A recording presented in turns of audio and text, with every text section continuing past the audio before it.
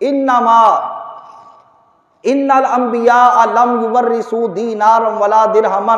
دنیاوی مال و دولت کی صورت میں انبیاء دنیا کے اندر کچھ بھی نہیں چھوڑ کر جاتے۔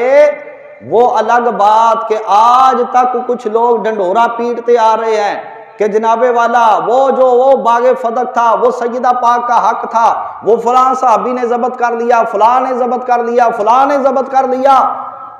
یہ باغ دنیا کا مال ہے۔ تو جب امام الانبیاء نے فیصلہ ہی فرما دیا، بات ہی ختم کر دی اور مسئلہ حل کر دیا کہ کوئی بھی نبی دنیا کا مال چھوڑ کے جاتا ہی نہیں ہے، فرمایا حضور نے کہ جو کچھ ہم انبیاء کی جماعت چھوڑ کر جائیں وہ نبی کی امت کے لیے صدقہ و خیرات بن جاتا ہے، ان میں تقسیم کر دیا جاتا ہے۔ نبی اپنی اولادوں کے لیے دنیا کا مال چھوڑ کر نہیں جاتے، وہ ہمیشہ علم کی صورت میں وراثت چھوڑ کر جاتے ہیں۔ تو جنہوں نے آج تک یہ رٹ پکڑی ہوئی ہے، بس ایک ہی چیز، ایک ہی بہانہ ہے ان کے پاس، فلاں صحابی کھا گیا، فلاں صحابی کھا گیا، فلاں صحابی کھا گیا۔ جب سیدہ پاک خود حضرت ابوبکر صدیق کے دربار کے اندر تشریف لے گئی اور جا کر انہوں نے بات کی، فرمایا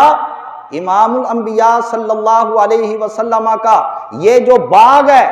یہ ہمیں دیا جائے۔ آقا دو جہاں علیہ السلام کے خلیفہ نے آگے سے یہی فرمایا کہ حضور نے فرمایا لا ناریسو ولا نورسو، ہم دنیاوی مال کے نہ تو وارث بنتے ہیں، نہ ہمارے بعد کوئی دنیا کے مال کا ہمارا وارث بنتا ہے۔ سیدہ پاک نے خاموشی اختیار کر لی اور اٹھ کر اپنے گھر کے اندر تشریف لے آئیں، یعنی وہ تو راضی ہو گئے مگر دشمن آج تک راضی نہیں ہو سکا، نہ کبھی قیامت تک راضی ہوگا۔ یہ قیامت والے دن رب کائنات فیصلہ فرمائے گا اور حضور خود وہاں پر مدعی بن جائیں گے ایسے لوگوں کے خلاف، اور حضور فرمائیں گے یا باری تعالیٰ تیری بارگاہ سے انصاف کا طلبگار ہوں، پیارے محبوب مصطفیٰ کس چیز کے بارے میں انصاف چاہیے؟ یا باری تعالیٰ انصاف اس معاملے میں تیری بارگاہ سے طلب کرتا ہوں، میں نے تو دنیا کے اندر فیصلہ کر دیا تھا کہ دنیا کا مال ہم چھوڑ کر نہیں آتے، مگر میرے بعد جو میرے خلفاء پر طعن و تشنیع کرتے رہے، یا باری تعالیٰ آج ان کے بارے میں ذرا انصاف کیا جائے تو پھر فیصلہ اسی طرح ہوگا جس طرح امام الانبیاء رب کائنات کی بارگاہ کے اندر عرض گزار ہو جائیں گے۔